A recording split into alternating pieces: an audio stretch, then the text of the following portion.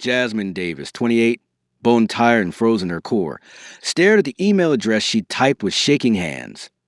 Hanwha-Holdings KR. The subject line mocked her. Community Land Rights Inquiry. "This is insane," she whispered, her breath fogging in the unheated office of the Westside Community Center. The space heater rattled uselessly in the corner. Outside, someone had strung up pathetic Christmas lights on the chain-link fence, half of them already dead. It was only December 2nd. Her phone buzzed. Marcus calling. She let it ring. Her little brother didn't need to know she was about to beg a faceless corporate contact for help.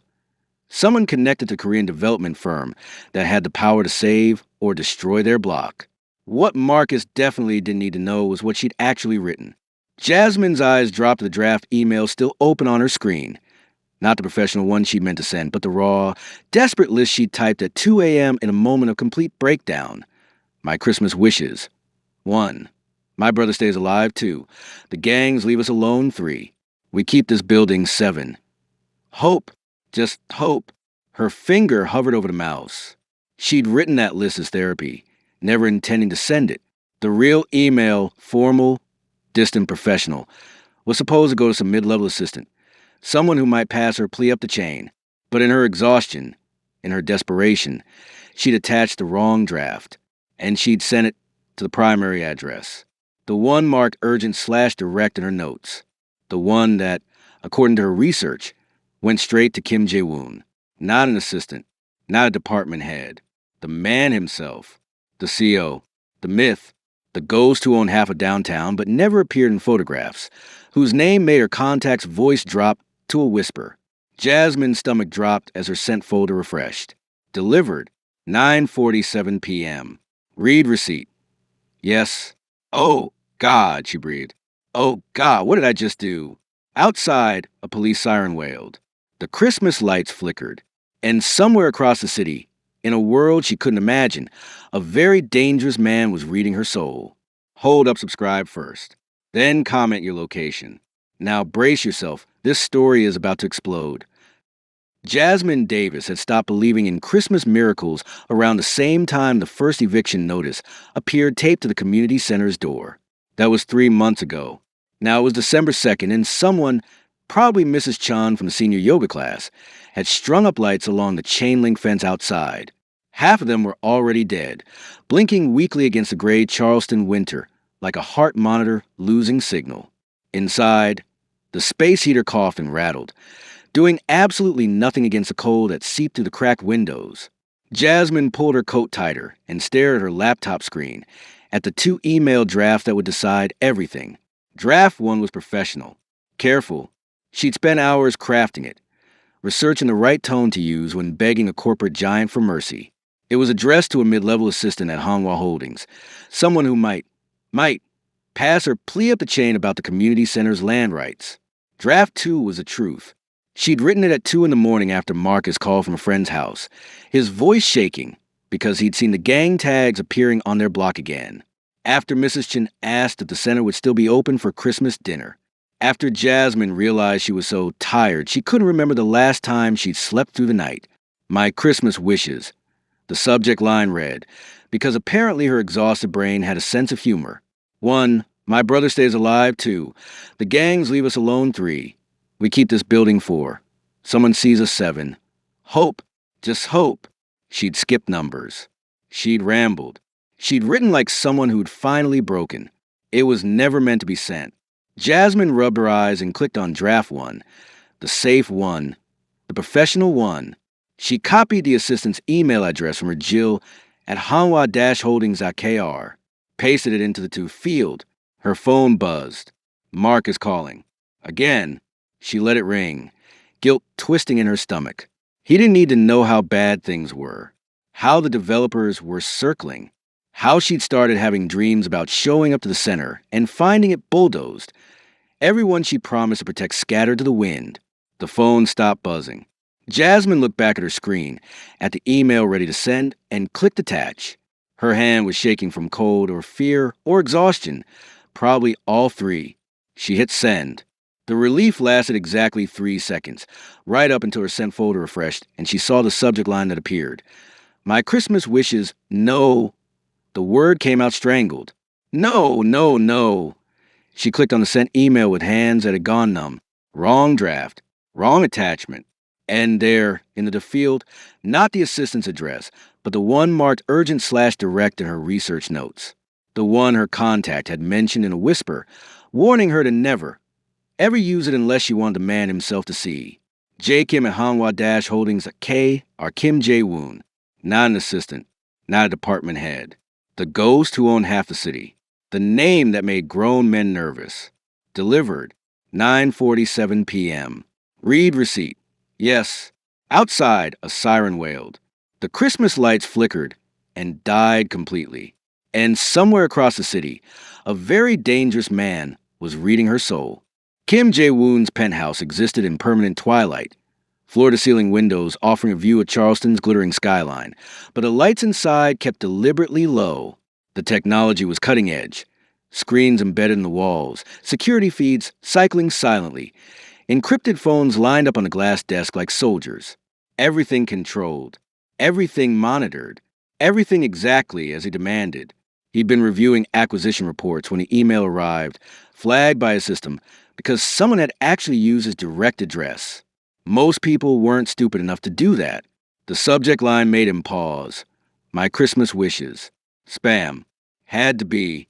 Some kind of phishing attempt, though how they'd gotten this address was a problem he'd need to solve with violence. He opened it anyway.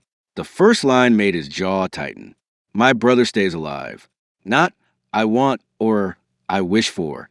Just a flat statement of desperate need. The second was worse. The gangs leave us alone. Number 3, we keep this building. Asterisk. Jae-woon leaned back in his chair, the leather creaking in the silent room. This wasn't a scam. This was someone who cracked under pressure and sent their breaking point directly to, he checked the metadata, a community center in Westside, the neighborhood his company was acquiring, the one with the inconvenient holdout property his legal team kept complaining about. His finger hovered over delete. Then he saw number 7. Hope. Just hope. The words hit him like a punch he hadn't seen coming. Not money. Not things. Not even the specific solutions to her problems. Just hope. The belief that someone might care. That the universe might bend, just once, in her favor. Jae-woon hadn't thought about hope in a long time. Hope was what he'd buried the night he'd made his first kill. The night he'd chosen survival over everything else. Hope was a luxury for people who didn't understand how the world actually worked. But he remembered it. That feeling. Back when he believed someone might save him. No one had. He pressed the intercom. June. My office. Now. His head of security appeared within 60 seconds. Silent as smoke. Find out everything about Jasmine Davis. Jae-woon forwarded the email. Employment. Family. Financials. Enemies. Everything. I want it in 2 hours. June's expression didn't change, but Jae-woon knew him well enough to catch the slight hesitation. The community center director? Is this about the acquisition? It's about making sure she's real. June nodded and disappeared.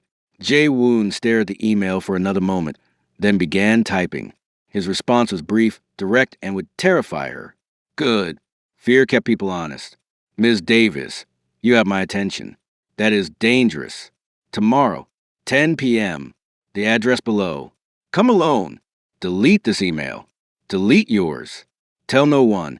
If you don't show, I'll assume you're smarter than you appear.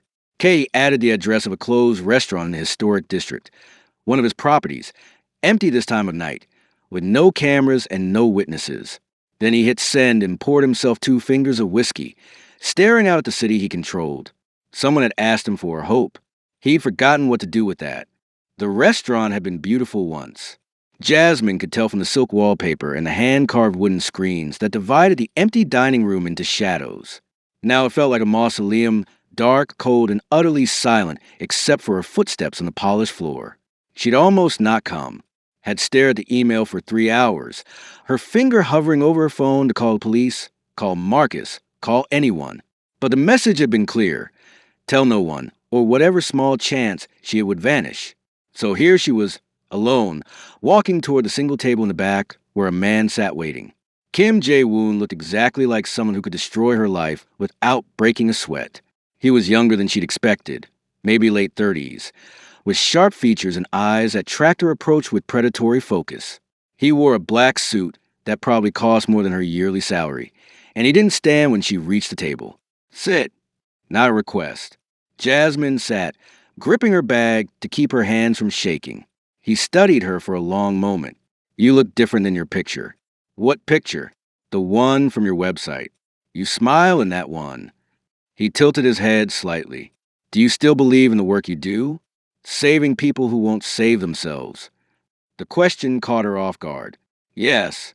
Why? Because someone has to. That's not an answer.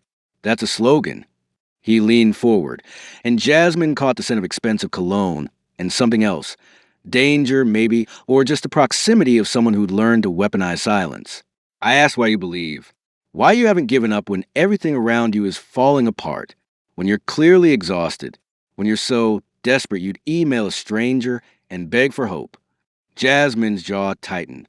Is that why you brought me here? To make me feel stupid? I brought you here to understand what kind of person sends an email like that. His voice dropped lower.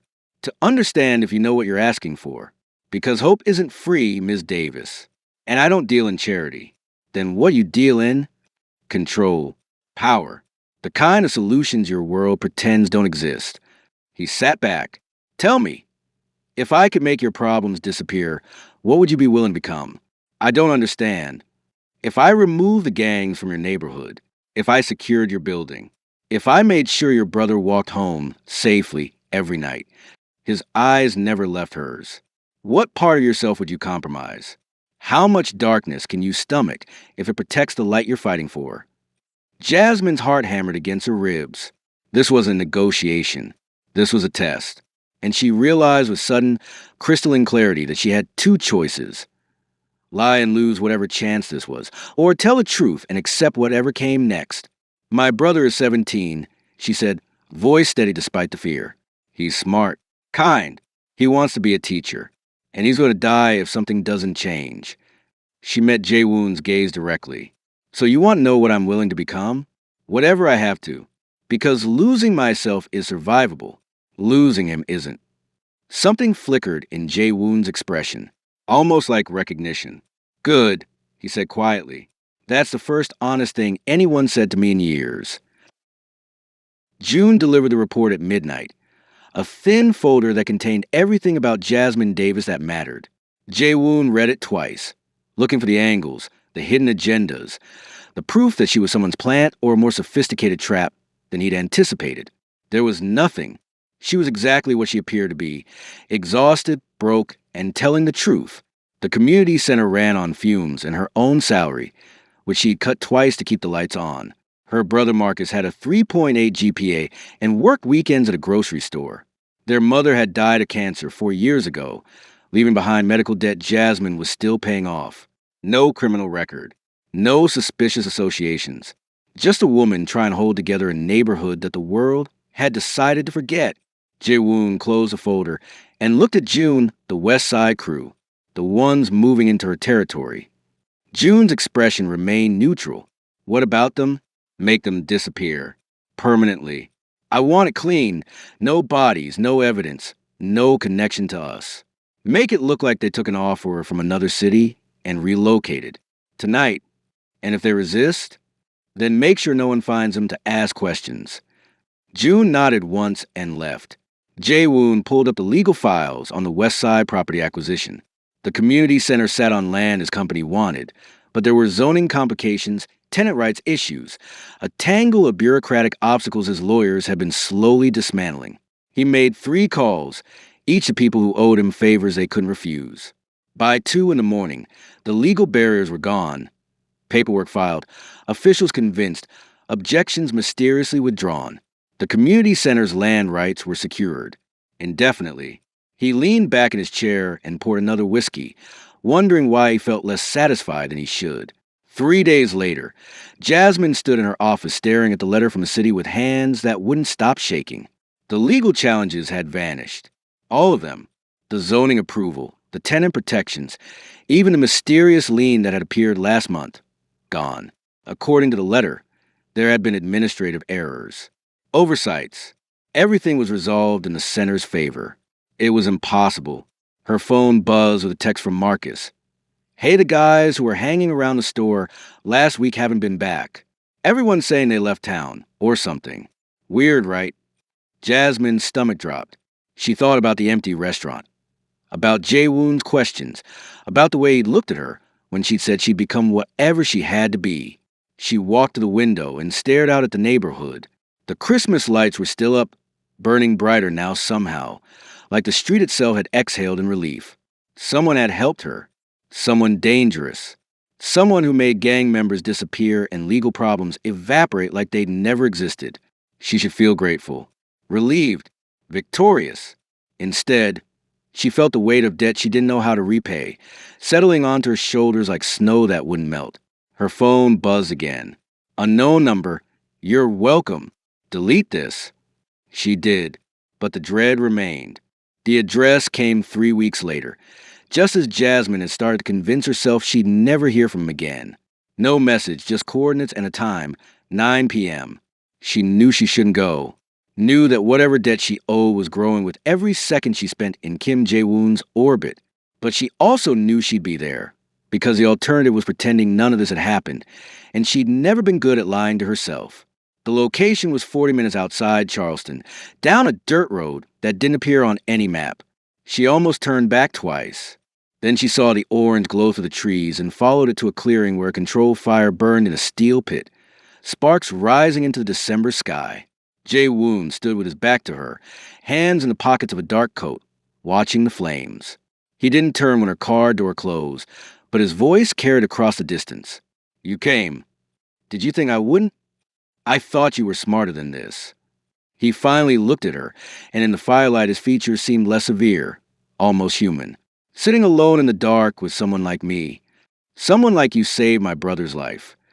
Jasmine walked closer, drawn by the warmth. Saved everything I've worked for. So yeah, when you asked me to meet you in the middle of nowhere, I show up. That's how gratitude works. Gratitude. He said the word like it tasted unfamiliar. Is that what you think this is? I don't know what this is. She stopped on the opposite side of the fire, letting the heat wash over her frozen hands. That's why I'm here. To understand what you want from me. The silence stretched between them, filled only by the crackling wood. When Jae-woon finally spoke, his voice was quieter than she'd ever heard it. Your email, the way you numbered your wishes.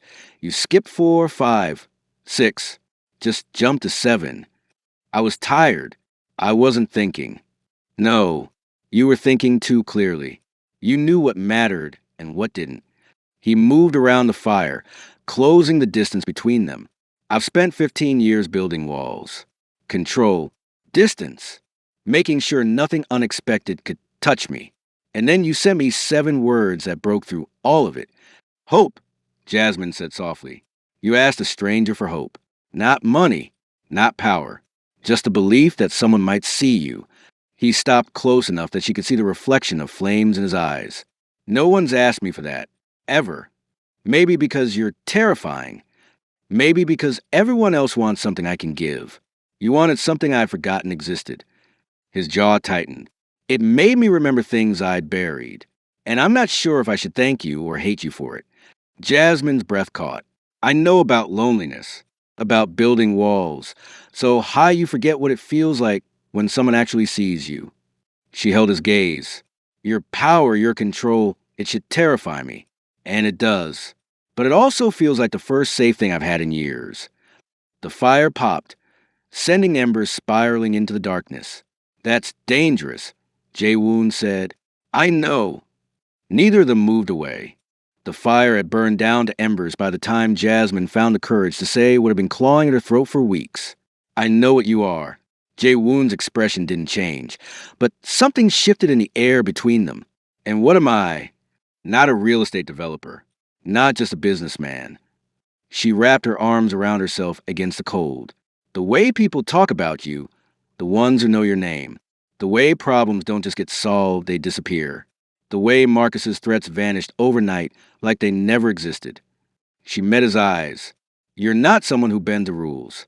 You're someone who breaks them so completely there's nothing left to find. Does that scare you? It should. Jasmine moved closer to the dying fire, closer to him. It does. But you know what scares me more? That for first time in 4 years, I don't wake up at 3 in the morning wondering if today's the day I lose everything. That Marcus texts me about his college applications, instead of which route is safe to walk home. That I actually believe the center might still be there next Christmas. Her voice cracked. You gave me hope. Real hope. The kind I'd stopped believing existed. That's wish number 7. Jae Woon said quietly. I know. She turned to face him fully. So yes, I know what you are, and I should run. But I can't, because whatever darkness you live in, you use it to protect the only light I have left. The silence that followed felt different than before, heavier, more fragile. When Jae Woon finally spoke, his voice carried a weight that made Jasmine's chest tighten. I had a sister, younger. She believed in people the way you do. Thought if you just worked hard enough, cared enough, the world would care back. He stared into the embers. She was wrong. The people we trusted, the ones who promised to protect us, they sold us out the moment it benefited them. She died because I wasn't strong enough to stop it, because I still believed in hope. Jasmine's breath caught. I built everything after that on one principle. Control what you can, destroy what threatens you, trust nothing but power. His hands clenched at his sides. For 15 years, that worked. I made myself into something that couldn't be hurt, because I'd already lost everything that mattered. And then you sent me an email asking for hope, like it was still possible. Like someone might actually give it to you. Jawoon, you remind me of her. That courage wrapped in vulnerability. That insane belief that fighting for something makes it worth saving. He finally looked at her, and Jasmine saw something raw in his expression. It terrifies me, because the last time I cared about someone like that, I failed, and she paid the price. Jasmine closed the distance between them, her hand finding his. I'm not asking you to save me. I'm asking you to let me see you. The real you, not just the control and the power. His fingers tightened around hers. You might not like what you find. Try me? The embers glowed between them. And for the first time since his sister died, Jae Woon let someone past his walls. Jae Woon had never been inside an apartment like Jasmine's. Not because it was small, he'd grown up in worse, but because it was so thoroughly lived in. Books stacked on every surface, a blanket draped over a second-hand couch, photographs covering one entire wall, like a shrine to everyone she'd ever loved. The radiator clanked. The refrigerator hummed off-key. It smelled like vanilla candles and the Thai takeout containers on the counter. It was the opposite of his penthouse in every way that mattered. This is where you live, he said. Not quite a question. This is where I live. Jasmine closed the door behind him, suddenly self-conscious about the cramped space, the peeling paint, the window that didn't quite close all the way. It's not much, but it's honest. He turned to look at her, and something in his expression made her breath catch. Everything here is real. No performance. No walls. I don't have the energy for walls anymore. I know. He crossed the small space between them in 2 steps. That's why I'm here. The kiss wasn't gentle. It was the kind of kiss that came from weeks of tension and denial, from 2 people who'd spent too long alone finally admitting they didn't want to be. Jasmine's back at the wall. Literally. There wasn't much room, and Jae Woon's hands tangled in her hair like he was afraid she might disappear to let go. When they finally broke apart, both breathing hard, Jasmine started laughing. What? Jae Woon's voice was rough. She gestured at the tiny apartment. There's nowhere to go. We're basically standing in my entire living space. A smile tugged at his mouth, the first real one she'd seen. This is a problem. A serious logistical issue. He pulled out his phone, and for a moment Jasmine thought he might call for a car, whisk her away to somewhere more appropriate. Instead, music filled a small space. Something soft and unexpected, a K-pop ballad that sounded like it came from another decade.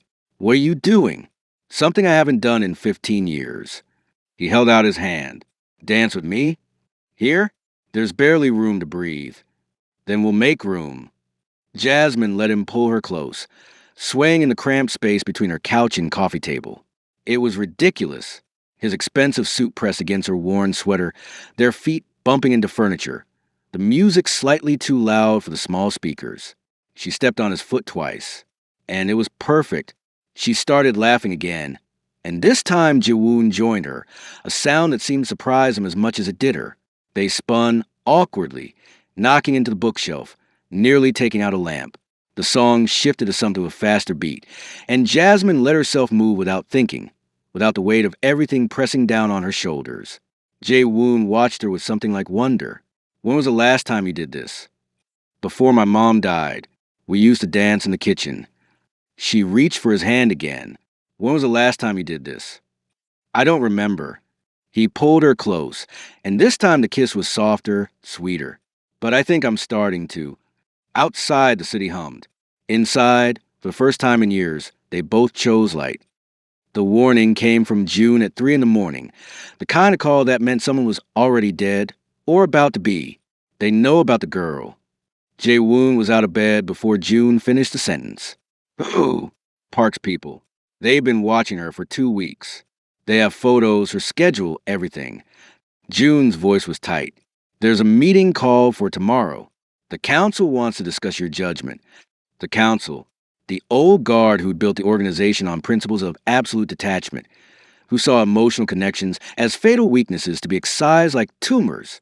Jae-woon had sat in those meetings himself, had voted to eliminate men who'd made the same mistake he was making now.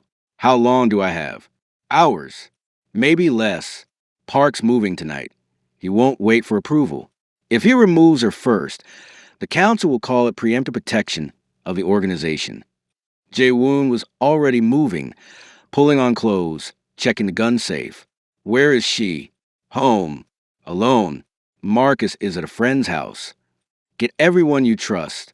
Meet me there in 10 minutes. He made it in 8, driving through red lights and empty streets with his heart in his throat. The building looked quiet. Too quiet. No lights in her window. No movement on the street. June materialized from the shadows. 2 cars. Park's men. They went in 5 minutes ago. Jae-woon didn't wait for the rest. He took the stairs 3 at a time, gun already drawn, every instinct screaming that he was too late, that this was exactly what happened when you let someone matter. Jasmine's door was ajar. He kicked it open to find her pressed against the far wall, a man with a knife standing between her and the exit. Another man lay on the floor, blood pooling from his head, where Jasmine had apparently hit him with a lamp. The man with the knife turned. Kim Jae-woon. Park said you'd come. Said you'd gotten soft. Put the knife down. Park's orders are clear. The girl dies. You learn your lesson. Everything goes back to normal. The knife pressed closer to Jasmine's throat. Unless you want to break every rule we have for some woman you've known 2 months. Jae-woon's voice dropped to something cold and final. Last chance. The man smiled. You won't risk her. One wrong move and the shot was clean. The man dropped before he could finish the threat. June appeared in the doorway with 3 others, weapons drawn. Park. Find him. End this. Jae-woon crossed to Jasmine, whose eyes were wide with shock. Are you hurt? She shook her head, but her hands were shaking. They said you had to choose. Your empire or me. I know. Jae-woon, you can't. I already did. He pulled her close, feeling her heartbeat against his chest. Let them come. Let the council vote. Let Park make his move. He tilted her chin up, making her meet his eyes. I spent 15 years building walls. I'm done living in them. Outside, engines roared as June's team moved out. Inside, Jae-woon held the woman who'd made him remember what hope felt like and prepared for war. The cannery had been abandoned for a decade, all rusted metal and broken windows overlooking black water. Jae-woon arrived with 12 men, armed and silent, moving through the darkness like they were part of it. Park Min-suk had expected him to come alone. That was his first mistake. His second was thinking Jae-woon still cared about the rules. The fight was brutal and efficient. Jae-woon had spent 15 years building control, learning patience, operating within the careful boundaries of their world's unspoken codes. He shattered every single one of them in 8 minutes. Park's men went down hard, And Park himself didn't get the dramatic confrontation he'd orchestrated. Just June's knife in the dark and a body that would wash up 3 days later with no witnesses and no questions. Jasmine was zip-tied to a chair in the back office, a bruise blooming on her cheek, but her eyes fierce. She didn't cry when she saw him. She just said, "Marcus?" "Safe. June's people are with him. Your organization, I'll handle it." He cut through the zip ties, his hands checking her for injuries with gentleness that contradicted the blood on his suit. "Can you walk?" "Yes. But Jawoon, they said your own people. I know what they said." He pulled her to her feet, his grip steady. "I made my choice." The council meeting happened 2 days later. Jae-woon walked in without June, without backup, and faced 7 men who'd helped him build his empire. "You violated the code," the eldest said. "Emotional compromise. You've made us all vulnerable." "The code," Jae-woon replied quietly, "was written by men who'd forgotten what they were protecting. You want me gone? Take your shot. But know this, I'm not the man I was a year ago. I'm more dangerous now. Because I finally have something worth burning the world down for." 3 of them walked out. The others stayed, recalculating their loyalty in real time. Jae-woon rebuilt his organization with new rules. Power still mattered, control still mattered, but isolation was no longer mandatory. The structure shifted, adapted, became something both stronger and more flexible than before. Christmas Eve arrived wrapped in cold and promise. Jasmine stood in the empty building on King Street. 3 stories, newly renovated. The property transferred into the community center's name through a maze of legal entities that would take years to untangle. "This is too much," she said, but her eyes were bright. "It's wish number 6. Jae-woon came up behind her, wrapping his arms around her waist.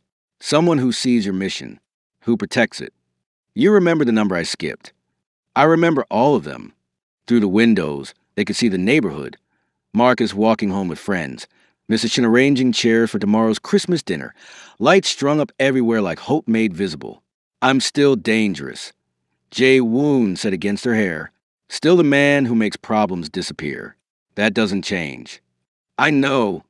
Jasmine turned in his arms. "But now you're dangerous for something that matters." Outside, snow began to fall, rare for Charleston, covering the streets in white. Inside, 2 people who'd stopped believing in miracles held each other in the dark, having found something neither had been looking for: a love built on truth, protected by power, and sustained by the simple, radical choice to see each other completely. The empire stood, the center thrived, and somewhere between darkness and light,